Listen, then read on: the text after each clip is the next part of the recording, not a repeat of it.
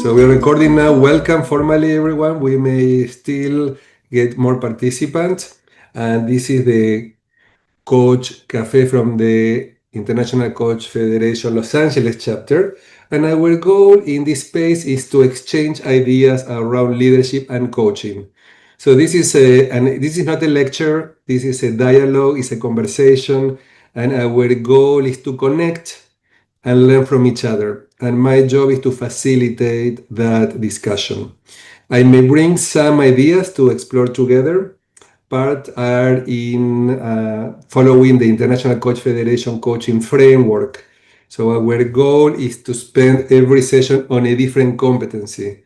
So in the past, we have talked about ethical leadership. We have talked about the coaching mindset. And today we're going to be talking about contracting, the agreement. Now we are going to, instead of focusing how we contract and how we work on agreements during coaching sessions, we're going to see how we can apply these ideas to the work environment, how we can set up contracting and an agreement with colleagues so we can be effective working together. So people who are coming to this space are coaches, HR specialists, and people interested in coaching. So this is open to anybody who wants to attend. So if you want to introduce yourself very briefly in the chat box and say hi, and if you're a coach or not, or if you're a consultant, or if you're in HR, or if you are or not a member of ICF Los Angeles chapter, and if anything you want to share about your position or where you work for, it's up to you. Just introduce yourself, because my goal is to create a community here where we meet every month and we see similar faces and we get to know each other and support each other. So if you have any questions or if you need any support, you have other colleagues who can answer any questions you may have, or sometimes there are opportunities and you're looking for coaches for an organization, or so there are many ways that we can collaborate. So taking that into consideration, I want everybody to briefly say hi in the chat box to introduce yourself so we start getting to know each other. We don't have time for introduction for everybody to introduce each other because we will spend a lot of time doing that, but we still want to have time for that. And we're going to be talking about contracting and agreements. And the idea is that the many times the foundation on effective working relationships are based on how clear we are in terms of expectations. And the clearest we are when we are communicating and understanding what we need and what other people need, the more possibilities for relationships to be more effective. Now, the question is, many times leaders may not spend enough time in contracting, in getting to know people and understanding them, and in clarifying what is needed. So let's open the dialogue with a question. And then at one point, we're going to go to small breakout rooms so we can talk in small groups. But just to start warming up, what have you find are some challenges for leaders in setting up relationships for success? What do you think are some of the challenges that leaders may face? Anybody have any ideas that want to share? Yes, Maria, go ahead. Yeah, I think there's a perception that they don't have time to spend as leaders in this contracting phase, and they're just ready to go, get it done. Let's move on. Despite maybe having seen in their own experience that putting the time in can save time on the back end. So time. That's a great point, because the intention may be there, but then there may be a lot of priorities that go beyond spending that time, and that is left. The challenge is, what is the cost of not investing that time? Time. What else? And I know several of you work for organizations and probably have a lot to say about this. I'll go next. So I would say some level of resignation, that it probably won't make as much of a difference as they want to or they think it should. And I guess impatience, like it just needs to happen. So I'll leave it at that. Yeah, impatience is a good one. because building a relationship requires patience and require a process where people get to know each other. And when you do not have that patience, another cost is that you may think people are reading your mind. So this is what happened with many leaders. They get frustrated because they expect people to read their minds and know what to do, but they don't spend time articulating in language what is in their minds. Yeah. And I would say quickly, Damian, that also they have a certain set of beliefs about coaching, and that when we introduce the kind of coaching that we do, it's very confusing for them to make the distinction between coaching and consulting and mentoring and all kinds of other modes of personal development and professional development. So I think they think it's more like giving advice, and they're already experts in their field. So why are you like, what difference will you make, so to speak? This is one of the challenges for coaches working with leaders who are not familiar with coaching. Is that many times the expectation and the needs may be different, and particularly what the International Coach Federation framework provides. It is completely appropriate. And Roland, you have many years of experience. When we met like 35 years ago, you were the vice president of an organization. And as a leader, many times you need to provide guidance and answers. But the idea is that a leader who develop a coaching mindset can be more effective at understanding what are the right moments to provide questions and make people think versus giving answers or telling people what to do. But also there may be a misunderstanding that coaching is about that, is about giving guidance and answering questions. So our job is to ask, when we're working as coaches with leaders, is to clarify in contracting with them what is and what is not coaching.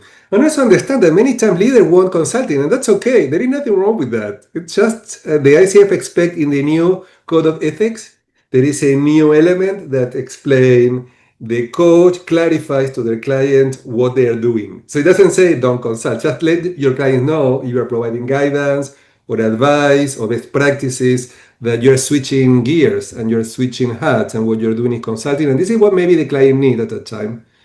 But we always want to give them the option, because it's always easier to be told what to do than coming up with our own solutions. It requires more time. We're talking Mariel time before, sometimes leader want answer right now. Okay, what is what next? What to do? So sometimes that is the challenge. But when we stop and we reflect, many times the decisions are better. So that's also an issue, how we can stop so we get the value of the investing time in thinking, in coaching, doing things that will have results later, not right away. What else coming up? What else? What other challenges do you think we may find when leaders are building relationships with new colleagues? Things that maybe you have seen in both ends, as a leader or as somebody working with a leader who has not been maybe as effective?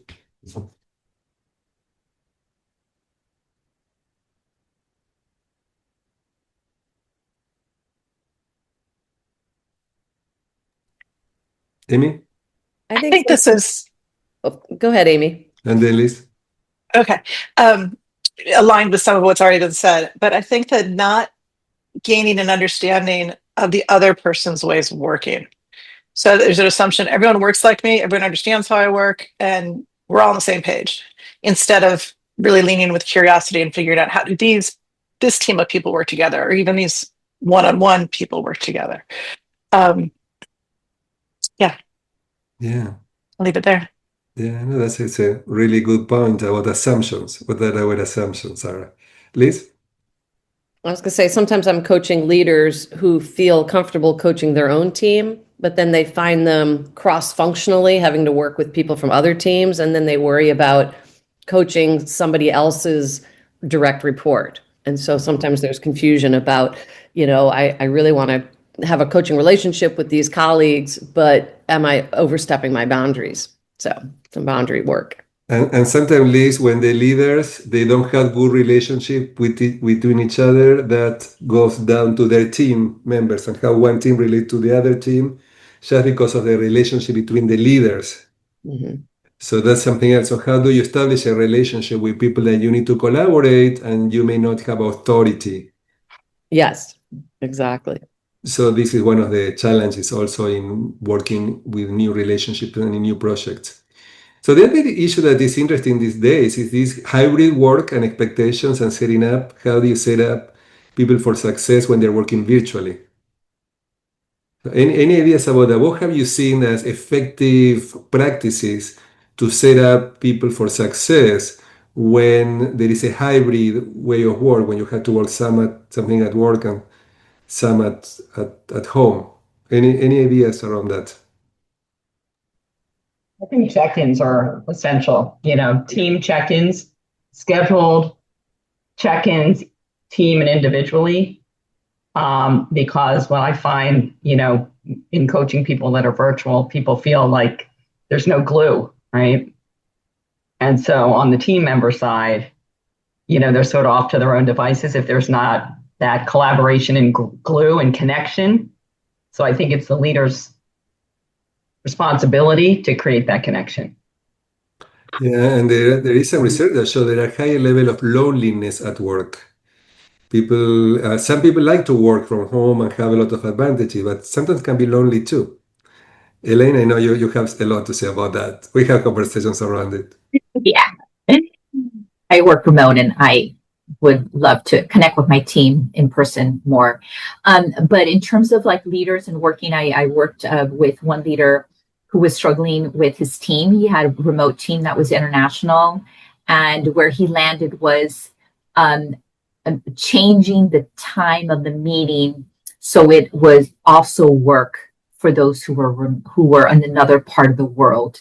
So it wasn't always convenient for just those in his time zone, but that it at other times it worked for those who were, based in another part of the world. So as a way to recognize the entire team.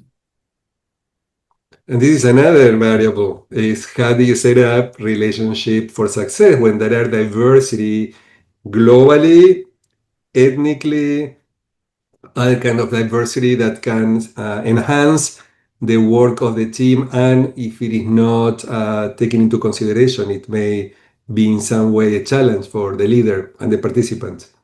Amy, or Liz, why don't you raise your hand? Yeah, I raised my hand. Yeah. That's such a simple change and so profound. The impact of changing the time of the meeting is tremendous, and it's so many people don't do it.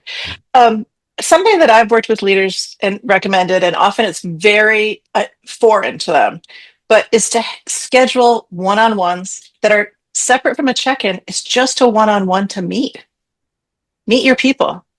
And also to encourage the team members to have one-on-ones that are not explicitly task-oriented, but defined as part of the work, that we need to know each other in order to work well together.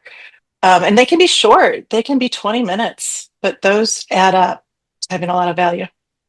Amy, I interview a past client of mine who worked for Google, and he's open about it. It's in a podcast coming up, so you can hear him talking about this.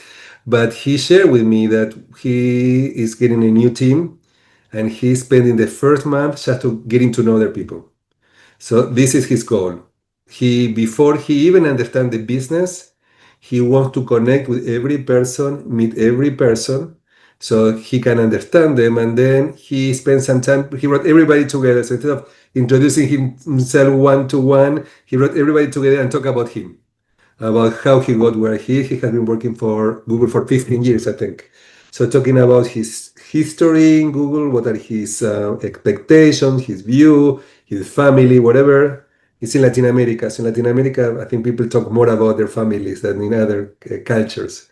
So it was interesting to see that first month, just to get to know the people. Rafael? Yeah, I love that idea. Something that I did in my prior role, where I basically stood up a brand new product marketing team, and it was the company is entirely remote, so even more important to kind of set up time to meet with your team, but also have them meet with their counterparts. The other piece, though, that I thought was helpful in my situation was that I had each of my team members do a DISC assessment to see how they just to kind of learn more about them and how they like to communicate and how they like to be communicated to. So that was quite helpful. Yeah, that is great. Like I remember when I was hired by a consulting company many years ago, what they did is they hired two new people at the same time. So the team had two new members of eight, were like eight or nine, eight and the leader. And we all did the MBTI, the Myers-Briggs Types Indicator. Yeah. And it's similar to the DISC in terms of looking at personality, style, similarities, differences. And then we had a map to see where we fall in all of these different areas, to see what were our similarities and what were our differences. And then we talked about what we needed from people who were different than us. So, for example, I am an extrovert. Like most of the consultants were all extroverts. There were a couple of people who were not. So, we want to know, okay, what do we need from each other to work effectively? So we have conversations around that. So this kind of test can be helpful and sometimes don't require an expert to be able to facilitate that. And some do, like for example, 360s, where you get feedback from your boss, your peers, and your direct reports is a really great way for coaches to get to understand their clients and leaders to understand themselves, collect information from their colleagues, and then based on that come up with an action plan for the development. But also when leaders are working with new direct reports, sometimes it's good to ask them if they have done that in the past, what they have learned about it. No, not to do it, but just to have conversations around what people have learned from that, particularly understanding what are our strengths and what are our areas of opportunity. Amy? Yeah, I was going to say during COVID, when I was working internally at a law firm, and two practice groups asked me to facilitate an MBTI workshop for them during COVID. And I did the same thing. And it was really great because you had the practice group leaders on there, and then you had the different team members. And, I plotted out the different types, and it was a really great discussion of people understanding, right, how to work more effectively with each other, but also with their leaders.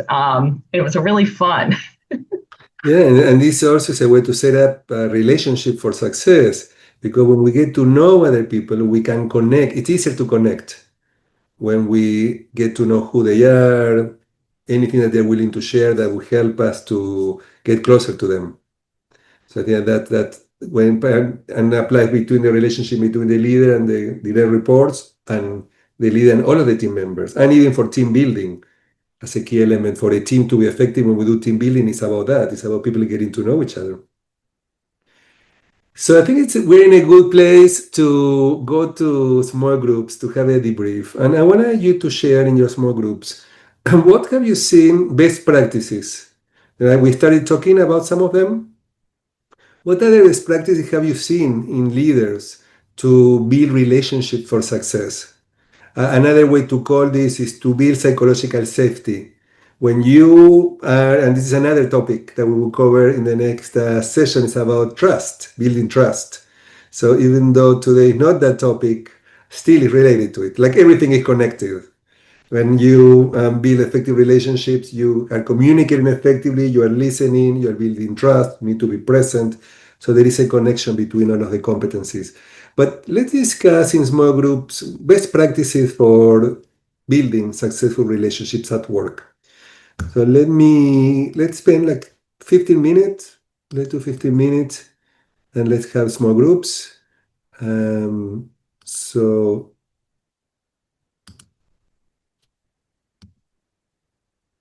let's be back in 15 minutes.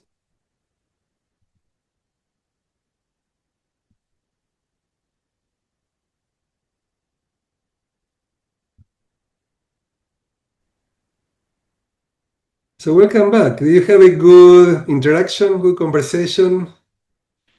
Okay, let's hear from the room number one that we have Due, Elaine, Gigi, and then Donna engage at the last part, the second part. Who would like to share some of your conversation? What are some of the best practices for contracting to build effective relationships?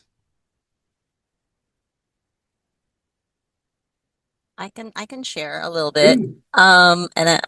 So I think one of the things that we came up with was communication. Having a good communication. It's sort of like setting expectations, right? If you create, but also have that piece of, and I'm using my own words and not coming up from the group, but some piece of humanity, knowing what the person's maybe issues or challenges that they may have, but also balancing that with the work that we expect them to do. So I think that one would build that good communication, and also making that effort to build that relationship. Even though we say leaders would be good if leaders would create that around that system of like having set time for their team to come together, not necessarily just talking about work, but getting to build that connection. But also you have to also step up to make those effort time to go for a walk, to go somewhere to have that chit chat, because that is how you get to know each other and build that relationship. So this is an element of being genuinely interested in the other person, not only as a worker, but as a human being. Who is that person? What's happening to them? What are their needs? To what extent? We are, but also honest and genuine, Gigi, because if we are not, people know it, realize that. Amy? Yeah, and one of the other things, though, that we talked about is that navigating that nuance between the requirement of the personal connection, but not so friendly that you are blurring the boundaries between the leader and the friend. Because I was working with somebody, that was one of her issues. And how do you create that, the boundary, but understanding that the personal connection is also really important. That's a great point. It's challenging the boundaries, particularly, for example, in situations where colleagues want to suddenly become the boss. And now, how do we manage that? And yes, you can still have a friendly relationship, but these boundaries need to be clear from the beginning. We can be friendly, I can know you, but at the same time, I am the boss and I have some responsibilities. So sometimes it can be uncomfortable in going to these places. But what you're bringing about boundaries, it's so important. And what are the expectations? Exactly. Because sometimes people can go to their bosses and share personal stories and personal experiences, so they feel like their bosses are understanding them, but that does not necessarily mean that the boss will do the same. I think it's So, also the boss setting the expectations that they have of the team member, so that if an uncomfortable conversation has to come about, that was already set, right? So there's no surprises there. And that sort of creates a little bit of that boundary without maybe completely diluting a personal connection. yeah, that's an interesting exploration to do with leaders when working with them. Roland?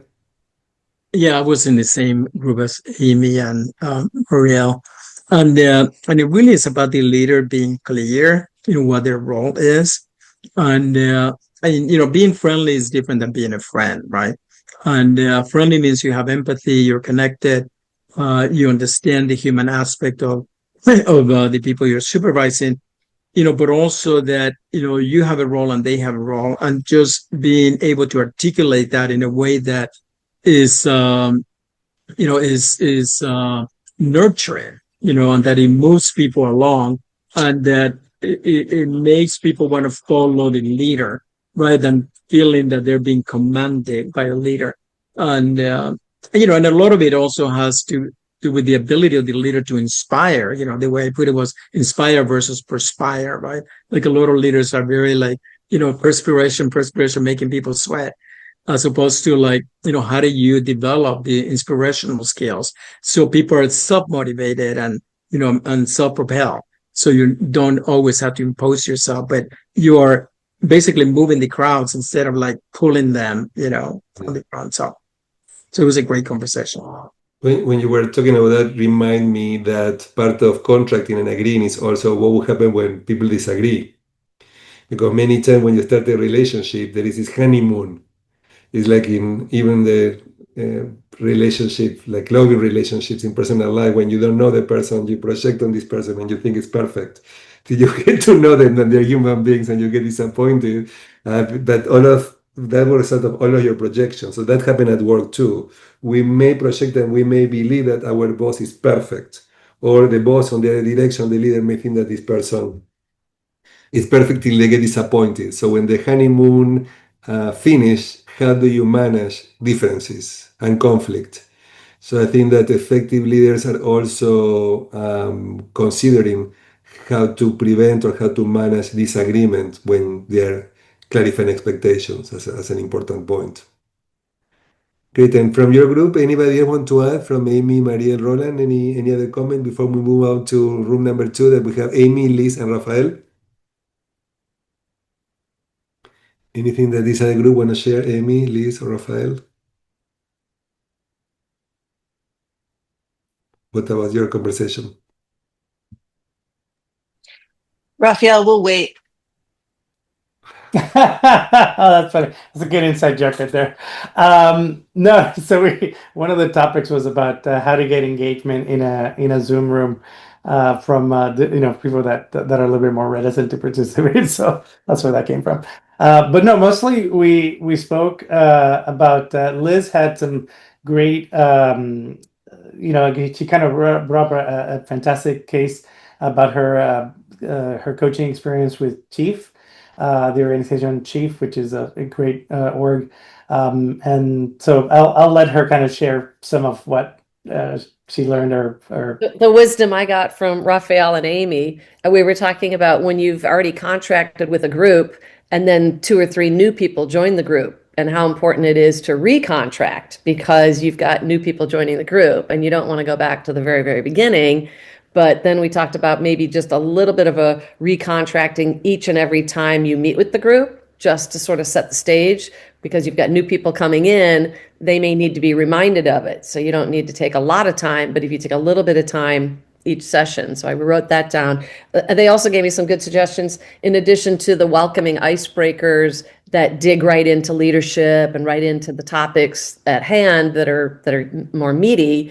Knowing that some of the group knows each other really well and some are brand new, to lighten it up and to be aware of not saying what's your favorite item to get at Trader Joe's, because you don't want to put the pressure on some of people. It's like, what's one of the things that you enjoy, or what's something that you like? And so I want to thank Amy and Raphael, because I did feel like I got some really good nuggets and I'm ready for my next group. So that's kind of where we went with it. That's great to hear. This is exactly what we expect to happen here. It's like we get some ideas from each other that are work related.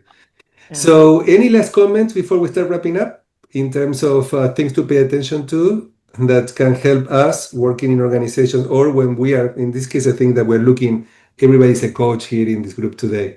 But we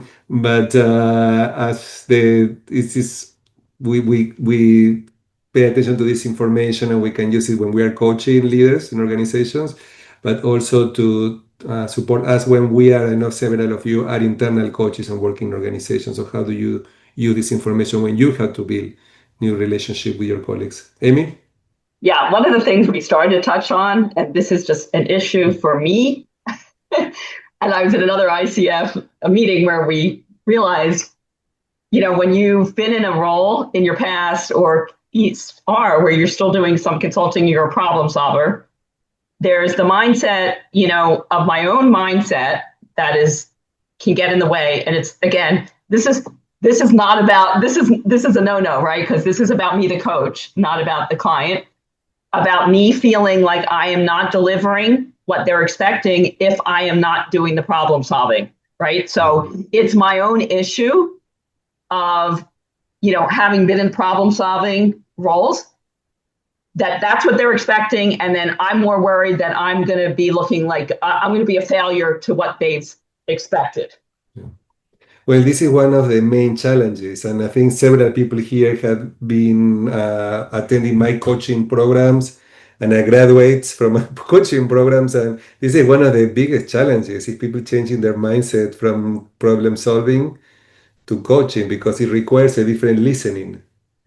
It's how you change, how you switch a listening from problem solving, what you are great at it. Most people here are very effective at it. You already know how to do that, to listening for clearing a space for reflection and for exploration versus stop saying, telling people what to do, what is pretty automatic and normal one. So that requires ongoing, I would say, um, intentional effort Yeah. to keep. Also combating the personal inadequacy you're feeling if you feel that you're not solving the problem, right? That's a whole shift in the mindset. Yep. We need to start wrapping up. Yes, Rafael. I just had a question about, and this actually Liz mentioned this. ICF Converge is happening this year in San Diego in October. So I'm wondering if anybody's going, and also if there's any sort of tips or tricks or discounts or anything like that that we should be aware of. I think it was a discount, but I don't know if still in place. So go back to the website and see. I think that they were offering a discount till some date, but I don't know what was that deadline. Anybody knows by any chance? I think ICF was doing there was a competition. If you do a lot of things, they were giving away. One of the members, I don't remember how it was almost like a bingo card of, you had to do some things. So you might, again, to Damian, you might want to check the website on that too and see. That is the ICF, and this is ICF Los Angeles chapter. Yeah, this is ICF LA. Yeah. But that would be great if you can check on that. I highly recommend people to go, particularly people who live in Los Angeles. San Diego is not far away. I highly recommend you to participate. So I have a couple of announcements from our chapter. Yes, Liz. I was just going to say, show of hands, has anybody else signed up, or is anybody planning to go? We're coming. Damian and Roland are planning to go. Okay. And I am going to be presenting, so I hope that you can join me. Well, then you have to go if you're. I have to go. Yes, I'm going to be So presenting. the early bird, the early bird is through August 15th. They had a 30% off before that, but I'm waiting to see what happens with my full-time job first. Okay, Rafael, before August 15, 30% discount. Take that into consideration. And I have a couple of announcements I want to make before we go. So these are from the local chapter, and they expect us to go over that really fast for you to know some of our sponsors. Let me be sure. I'm sharing here. Can you see it or not? This is interesting because sometimes that happens when I start sharing. We saw it for a minute and then it went away. There you go. Yeah, you can see it now? Okay. So there are a couple of sponsors from the chapter that support the chapter and their activities. One is Evolve Well, as a platform that uses AI to help coaches to stay organized. Simply Get Clients is a marketing approach that supports you to build your practice, getting more clients. Cohere is another platform created for coaches, by coaches for coaches. It's interesting, all of the different tools that are available now for us. And then some coming up events in person, the other coaching cafes in San Fernando Valley, in LA River, Ventura. And here is Converge. And here, Rafael, you have the link that if you want to do what Amy was talking before about a bingo card and do this bingo thing, and then you may win. The guarantees there. So, and nothing to lose. Just, I think that these meetings are really amazing opportunities to connect. So I highly recommend you to come not only for the content, the value of the content and information, but the experiences you may have being part of Converge. And then there are some opportunities in the local chapter for volunteering. And I don't know if everybody knows here, but my first job in the ICF LA chapter was to be a greeter. So that was my first job. I ever said, "What can I do to help?" And they said, "Okay, go to the door and greet people, say hi to people, and in that way you will meet people." But probably in the lower job in the hierarchy, I started to greet. Who have said it? I ended being the global president a few years later. Great seeing everybody. If there are more events, I see Los Angeles is one of the chapters in the country and in the world that has the most webinars and activities. So take advantage of that. And I'm not sure when is the next one in person, but probably that is coming up. They didn't give me, so I'm sharing the information that I received. So I don't know when is the next one in person, but the meetings in person are also a good way to connect with each other. So I recommend that if you can come and meet other coaches in person, it's a worthwhile exercise. And it was great seeing everyone. So hope you can come next month. And next month we're going to be focusing on trust. So how we build trust and how we support leaders to build trust in organizations. So thanks everybody for participating. Thank you. Thank you. Take care. Nice to meet everybody. Thanks for joining us.